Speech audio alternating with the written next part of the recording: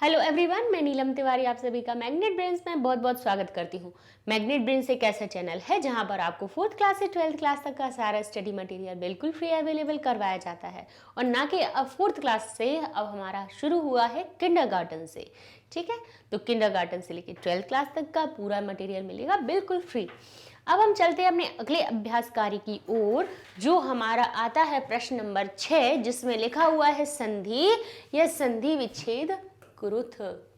यानी क्या करना है आपको, संधि कीजिए या संधि विच्छेद कीजिए। यहाँ पर रिक्त स्थान दे दिए गए हैं, तो यहाँ पर देखिए, जैसे यहाँ पर एक रिक्त स्थान दिया हुआ था, लिखा हुआ था न अस्ति उद्यम समः। इसको आपको क्या करना है, जब ये आपको पता है कि अलग अलग जब हमारे शब्द दिए हुए हैं तो आपको वहां पे संधि करनी होगी, और जहां संधि वाले शब्द होंगे उनको आपको विग्रह करना होगा।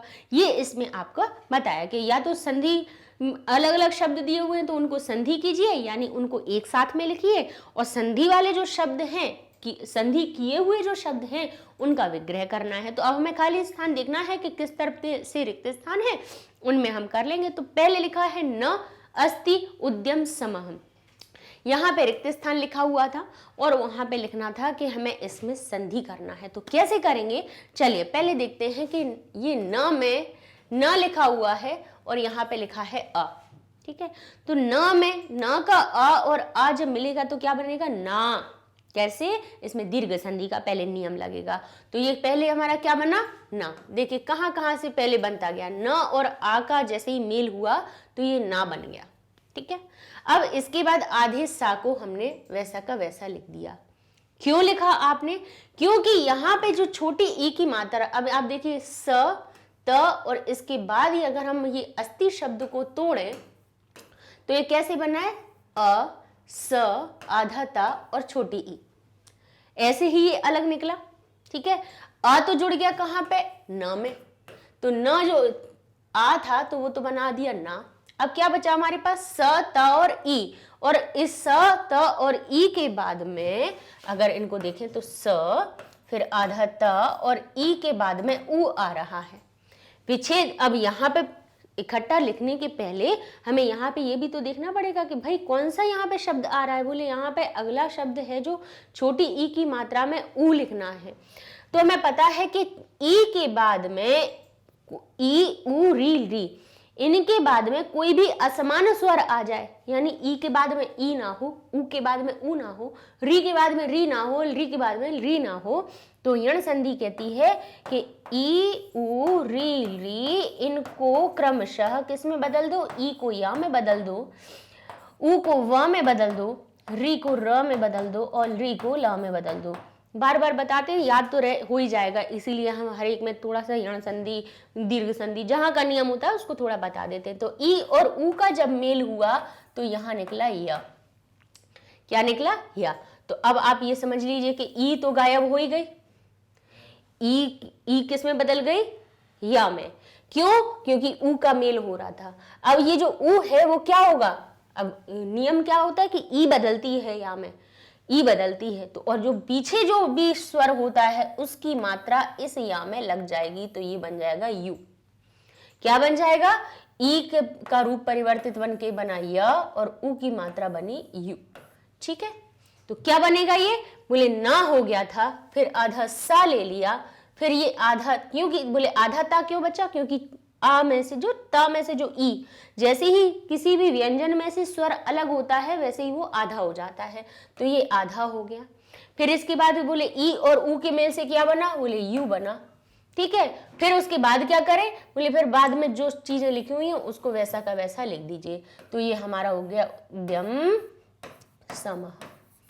ठीक है, ये हमारा क्या हो गया, संधि हो गई।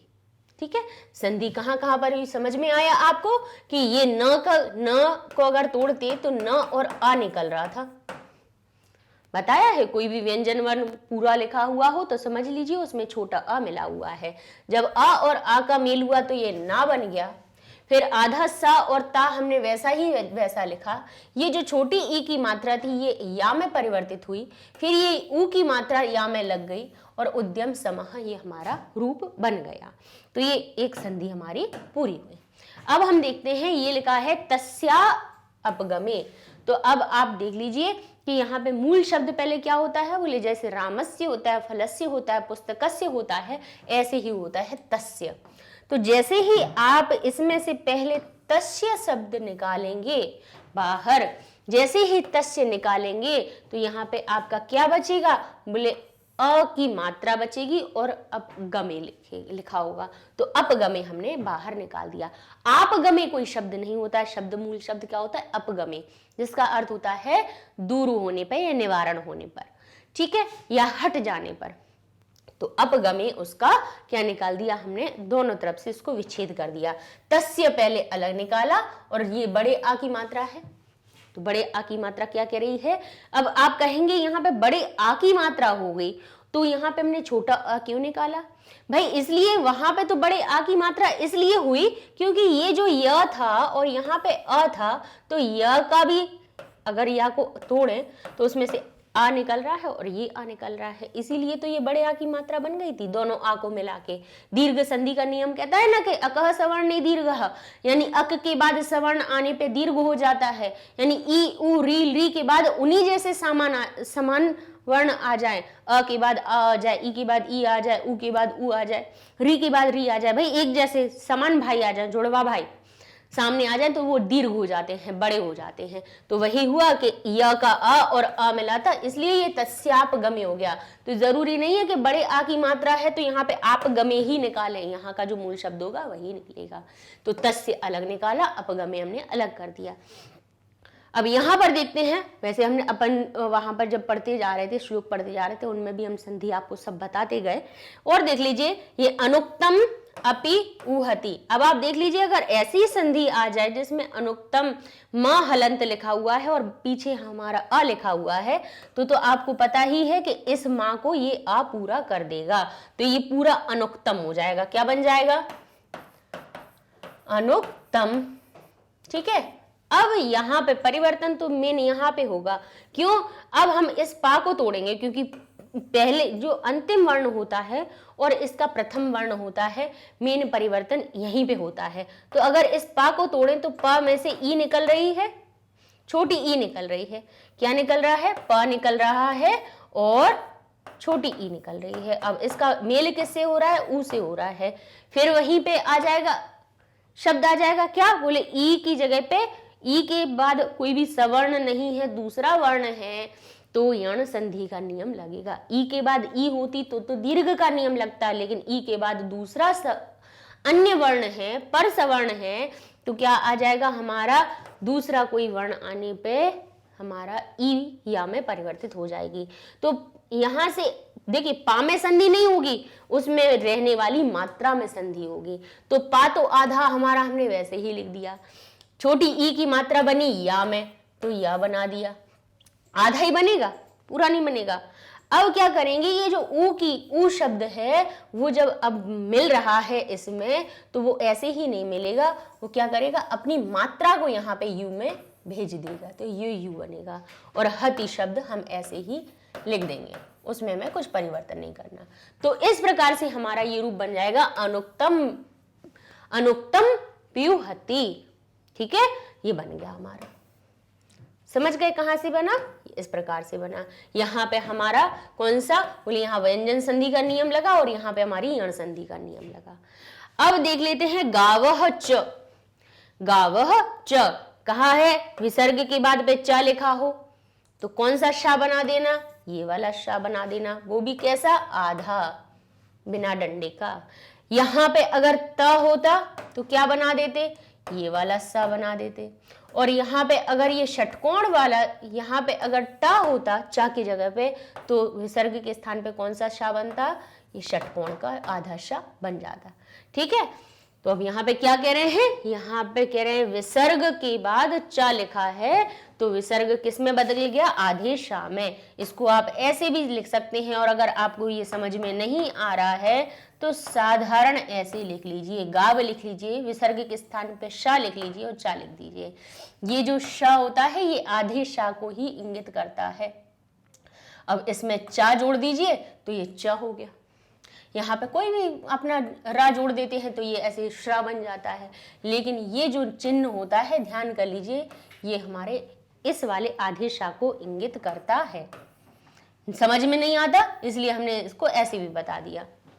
जब कंप्यूटर में जब टाइप करते हैं तो वो बिल्कुल शुद्ध टाइप करता है, ये आधे शा को इस प्रकार से दर्शाता है, वाह होता है तो ऐसे लगा देता है, चा है तो उसने ऐसे लगा दिया, तो ये बन गया गावश्च। ठीक है, क्या हुआ, विसर्ग संधि का सत्व का नियम लग गया, विसर्ग हमारा शा में परिवर्तित हो गया। अब कह रहे हैं न अस्ति, बस सीधा सीधा यहाँ पे क्या होनी है, दीर्घ संधि, क्योंकि न का अ और अ का मेल हुआ तो न बन गया ना, और यहाँ बन गया नास्ति। आधे सावता का कुछ नहीं करना है, उसको वैसा का वैसा लिख दीजिए। अब फिर कह रहे हैं रक्तः च अस्तमये, तो ये देखिए रक्तः च, तो यहाँ पे विसर्ग का मेल चा से हो रहा है, क्या बन जाएगा, रक्तश्च, क्या बन जाएगा, रक्तश्च। अब देखिए हमने रक्त लिखा, विसर्ग के स्थान पे आधा शा लिखा, क्योंकि यहाँ पे क्या लिखा था, च लिखा था। अब इसके बाद अस्तमय लिखा है तो च का अ, अब यहाँ पे आधा चा तो है नहीं, अगर आधा चा होता तो हम यहाँ पे चा में आ जोड़ते और इस चा को ऐसे ही पूरा लिख देते, क्योंकि चा आ आके इसको पूरा कर दिया। लेकिन अब यहाँ पे क्या हो रहा है कि चा जो है वो पूर्ण है, अर्थात इस चा में आ मिला हुआ है, तो जब आ इसका मिलेगा, इसमें छुपा हुआ जो आ इस अ से मिलेगा तो क्या बन जाएगा, बड़े आ की मात्रा बनेगी, अकह सवर्ण दीर्घा से, सवर्ण आने पे दीर्घ हो जाएगी तो अ और आ बड़ा आ बन जाएंगे, तो यहाँ पे बड़े आ की मात्रा यहाँ पे लग जाएगी, और बाकी के फिर हम सब चीजें वैसी ही लिख देंगे, स्तमये ऐसा ही लिख दिया। ठीक है, तो ये हमारी कौन सी, इस प्रकार से हमने संधि इसमें भी कर ली। अब यहाँ पे कहें तो योजक तत्र, तत्र तो हमें पता है कि तत्र अत्र जो अन्वय दिखे, जो अव्यय शब्द दिखे उनको हम वैसे ही निकाल लीजिए। अब कह रहे हैं योजक शब्द निकल रहा है हमारे पास और तत्र निकल रहा है, तो भाई पहले योजक और तत्र को अलग कर लीजिए। अब ध्यान कीजिए यहाँ पे ये आधा सा लिखा है, आधा र लिखा है, ओ की मात्रा लगी हुई है, अगर ऐसा कुछ है तो हमें पता है कि श, श, स, र और ओ ये विसर्ग संधि में निकलते हैं, तो ये जो स है वो किस में परिवर्तित हो जाएगा, विसर्ग में, क्योंकि विसर्ग के बाद ये त लिखा था इसीलिए वो कौन से हमारे दंती सा में परिवर्तित हो गया। ठीक है, तो योजकः तत्र हमने इसका विग्रह कर दिया। बहुत आसान होता है, बहुत धीरे धीरे जैसे जैसे हम प्रैक्टिस करते हैं, जैसे जैसे हम अभ्यास करते हैं, वैसे वैसे ये सारी चीजें हमें अपने आप ही क्लियर होने लगती। आगे चलते हैं, समास देख लेते हैं कि उद्यम समः, उद्यम के समान। चलिए अब हमने जब हम ये पढ़ा रहे थे तब भी हमने इस चीज को बताया, अभी अभ्यास करवा रहे थे तब भी ये चीज बताई कि उद्यम समः, जिसका अर्थ क्या निकलता है कि उद्यम के समान। अच्छा, विग्रह में होता क्या है कि जो हम उसका अर्थ बोलते हैं, जैसे हमने कहा उद्यम समः, तो सम का अर्थ होता है समान, और उद्यम का अर्थ है परिश्रम, तो इसका अर्थ क्या निकला कि परिश्रम के समान।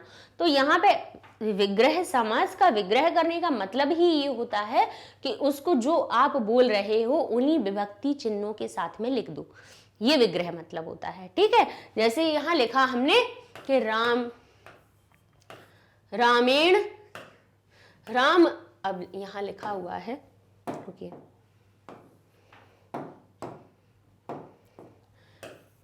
राम सह, ठीक है, राम सह लिखा है, जिसका अर्थ निकला है राम के साथ। जैसे ही हमने सह का अर्थ क्या निकल रहा है, साथ का अर्थ निकल रहा है, यहाँ लिखा है रामः सह, तो राम सह, तो राम के साथ, तो हम बोलने में क्या बोला कि राम के साथ, के का अर्थ निकला, तो हम कहेंगे रामेण सह। अब कहेंगे रामस्य होना चाहिए, तो क्योंकि काकी के का अर्थ आ रहा है यहाँ पे, आप बोले हो राम के साथ, तो लिखना तो चाहिए था कि रामस्य सह, इसको तोड़ के आपको रामस्य सह लिखना हुआ, तो लेकिन रामेण सह क्यों लिख रहे हो आप, तो हमने बताया कि सह, साकम, सार्थम, सार्धम, सम, ऊन, मिश्र, ये युक्त, ये जो शब्द होते हैं इनमें हमारा ये पीछे जब लगे हुए हों तो जो हमारा पहला शब्द है उसमें तृतीया विभक्ति का ही रूप लगता है। तो उद्यम में भले ही के का अर्थ निकल रहा है, लेकिन इसमें सम होने पर तृतीया विभक्ति का रूप बनेगा, तो उद्यम बन जाएगा उद्यमेन, उद्यमेन समः। तो और ये हमारा जब हमने तृतीया विभक्ति लगाई है तो ये हमारा समास भी कौन सा होगा, बोले तृतीया तत्पुरुष समास। तत्पुरुष ही क्यों हुआ, क्योंकि विभक्ति चिन्ह हमारे किस में रहते हैं, हमारे तत्पुरुष समास में ही द्वितीया से लेकर तृतीया तक के रहते हैं। ऐसे ही कहा शरीर स्थितः, शरीर स्थितः, शरीर में स्थित, स्थित होना यानी स्था धातु है, ठहरने की धातु है, रुकने की धातु है, बैठने की धातु हो, उपविशति हो, बैठने की हो, रहने की हो, तो ये अर्थ हमेशा इनके साथ में जो अर्थ होता है वो हमेशा किस में जाता है, अधिकरण कारक में, क्योंकि वो चीज आधार बन जाती है, हमारे बैठने का, हमारे रहने का, हमारे खड़े होने का, हमारे बैठने का आधार बन जाती है। तो जैसे कहा कि शरीर स्थित, तो स्थित किस में स्थित हो रहा है, बोले शरीर में, तो शरीर क्या बन गया, उसका क्या बना, आधार बना। तो आधार है अधिकरणम, आधार में अधिकरण कारक होता है, और अधिकरणे सप्तमी, अधिकरण में सप्तमी विभक्ति लगाओ, तो शरीर जो शब्द है उसमें लग जाएगी शरीरे, और स्थितः अलग हम निकाल देंगे। और सामासिक पद बनाना, अब वहां पे क्या था कि विग्रह पद दे दिया था और सामासिक पद बनाना था। तो जब समास होता है तो विभक्तियों का, बीच की विभक्ति का लोप हो जाता है, तो दोनों एक ही विभक्ति के रूप बन जाते हैं। जो लास्ट वाली होती है ना, अंतिम पद होता है, उसी की विभक्ति के अनुसार वो रूप बन जाता है, अर्थात जो पहली वाली विभक्ति है उसका लोप कर दो। तो शरीरे स्थितः पहचानेंगे कैसे कि इसमें कौन सा समास है, हम अपनी विभक्ति से, क्या कह रहे हैं, शरीर में स्थित, तो शरीर शब्द में सप्तमी विभक्ति लगाइए, अर्थात ये हमारा कौन सा हो जाएगा, बोले ये सप्तमी विभक्ति तत्पुरुष समास हो जाएगा। ठीक है, ये हो गया। ठीक है, ऐसे ही कहा निर्बलः, ठीक है, निर्बलः, निर्बल का मतलब, निर्बल शब्द किसके लिए आया, बोले निर्बल किसी व्यक्ति विशेष के लिए प्रयोग हमने किया। निर्बल का अर्थ जिसमें बल ना हो, ठीक है, जिसमें बल ना हो उसको कहते हैं निर्बल। अर्थात ये जो निर्बल जो शब्द है वो किसी तीसरे की विशेषता बता रहा है ना, कि वो बल से हीन है। अगर कहा जाए, अगर और कुछ शब्द होता तो निर अव्यय के साथ में ये अव्ययी भाव समास हो जाता, लेकिन ये बहुब्रीय क्यों हुआ। ऐसे तो कहें कि अगर हम निर्बल को कहें तो बलानाम अभाव, तो निर्बल हो जाता हमारा, ठीक है, अव्ययी भाव समास की तरह हम इसको अलग निकाल देते। क्यों, क्योंकि ये निर शब्द, निर उपसर्ग, निर अव्यय इसमें लगा हुआ है निर्बल में। विग्रह करते तो क्या बनता, बलानाम अभावः, निर का अर्थ क्या होता है, अभाव। जब हम विग्रह करते हैं तो निर के स्थान पे अभाव लगा देते हैं, और जो अन्य जो पद होता है उसमें हम षष्ठी विभक्ति लगा देते हैं, तो ये हो जाता है बल शब्द हो जाता है बलानाम, और ये लिख देते हैं हम अभाव। बलस्य भी लिख सकते थे, एक अगर एक वचन बनाना होता तो हम कहते थे बलस्य अभावः, या फिर बलानाम अभावः बहुवचन में बनाया तो वैसे हम अव्ययी भाव समास में बना सकते थे। लेकिन ये निर्बल जो शब्द है वो किसी तीसरे की विशेषता बता रहा है कि जिसमें बल का अभाव हो ऐसा व्यक्ति, जिसमें बल का अभाव हो ऐसा व्यक्ति। तो जो कह रहे हैं कि निर्गतम बलम यस्मात् सह, जिसमें से बल निर्गत यानी चला गया हो, जिसमें बल ना हो। तो निर्गतम, निर जो अव्यय है उसका अर्थ क्या होता है, बोले निर्गतम यानी निकला हुआ, अभाव हो गया हो, उसमें कमी हो गई हो। तो किसमें क्या, किसकी कमी हो गई हो, बलम।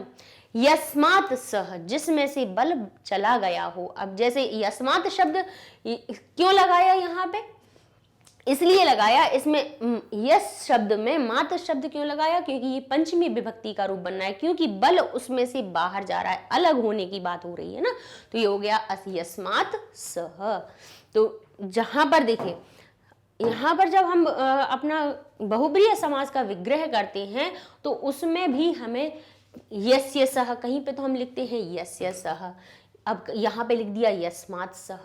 भाई ऐसा क्यों हुआ कि क्योंकि कहीं पे हमने ये शाम तेषु लिखेंगे, अभी क्यों लिखेंगे, ऐसा क्यों हो रहा है? वो इसलिए हो रहा है कि जो विभक्ति कह रही है कि यहाँ पे बल का अभाव हो रहा है, बल निर्गतम, बल बाहर निकल रहा है। जिसका बल क्षीण हो गया हो, जिसका बल चला गया हो, तो बल किसी चीज से बाहर निकला ना, किसी इंसान के में नहीं है, अभाव है उसका, तो अभाव में, दूर होने में, यहाँ उसमें क्या आता है, हमारा पंचमी विभक्ति आती है।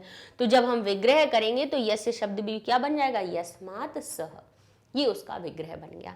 ठीक है, अब ऐसे ही अब देखा हमने देहस्य विनाशाय, यानी देह की विनाश के लिए, काकी के का अर्थ आ गया देह विनाशनाय, विनाशाय, देह के विनाश के लिए स्थित होता है। कौन होता है, आलस्य होता है, क्रोध होता है देह के विनाश के लिए।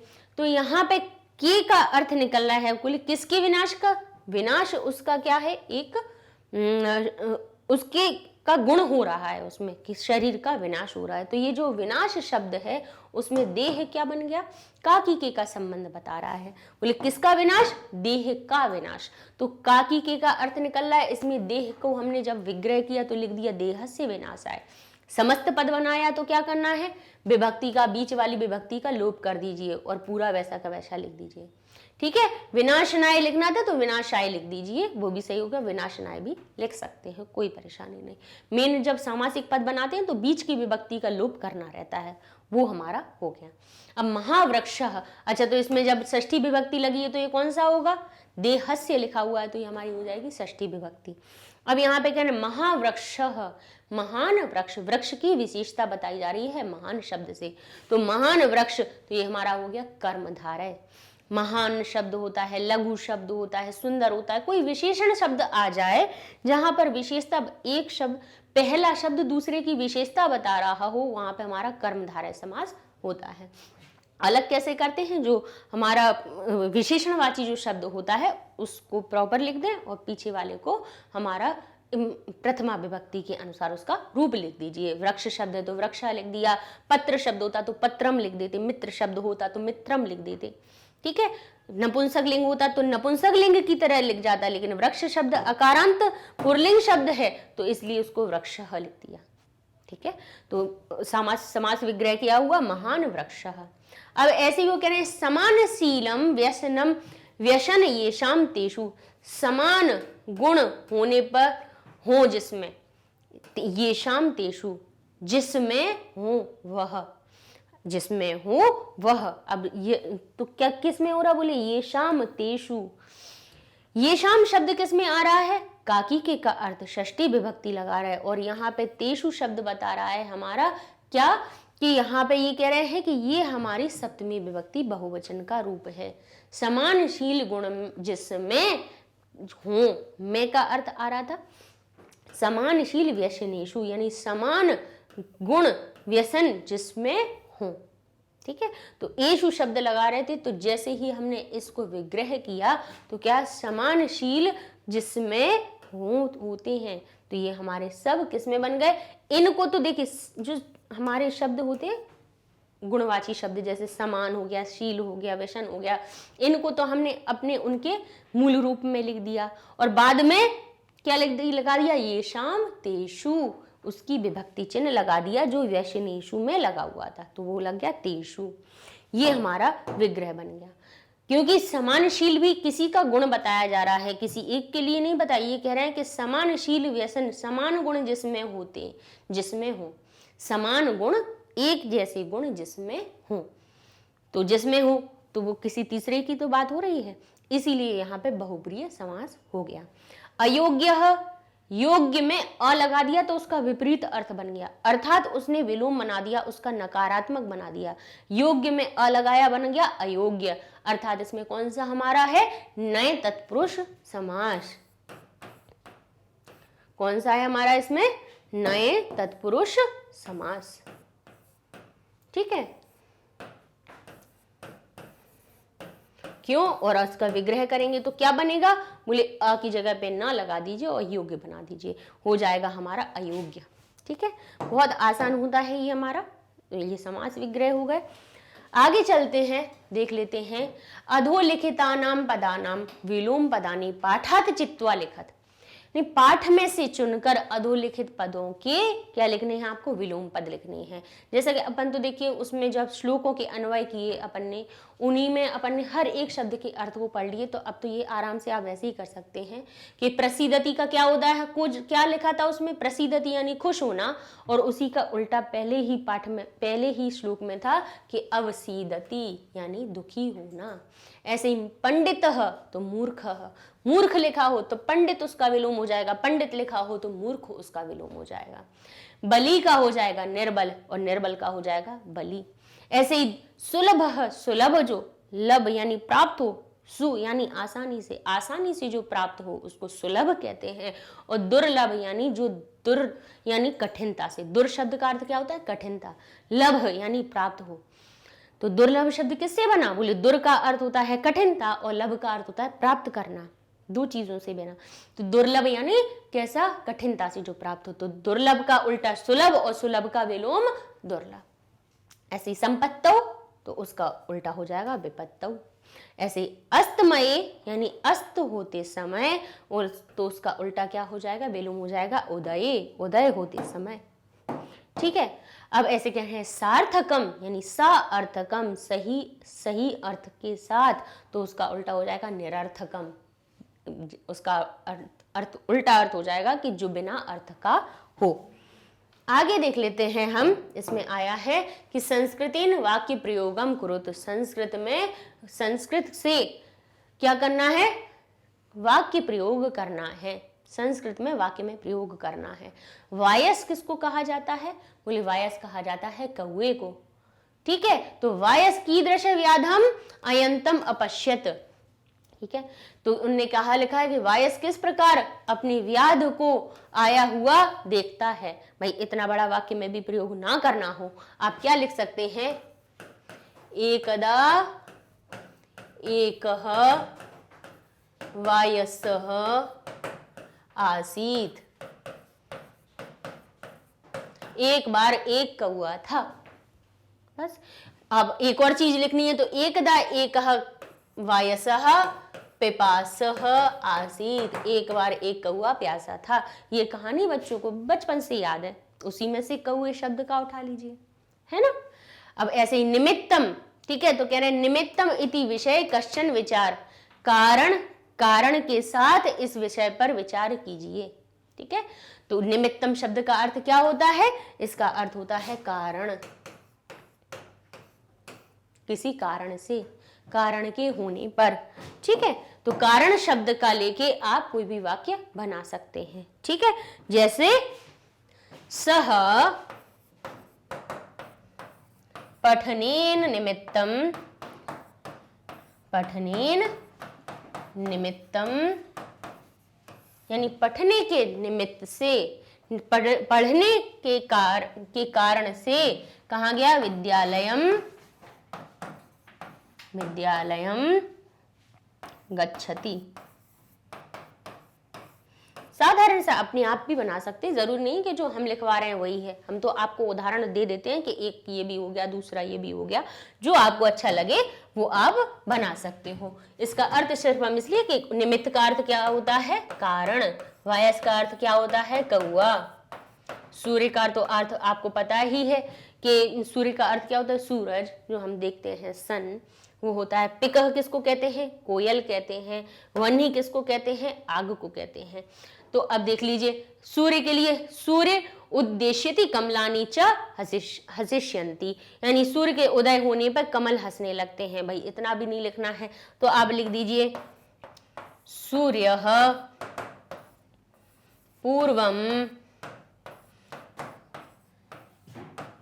पूर्वम दिशः, बोले उदेति, उदय होता है।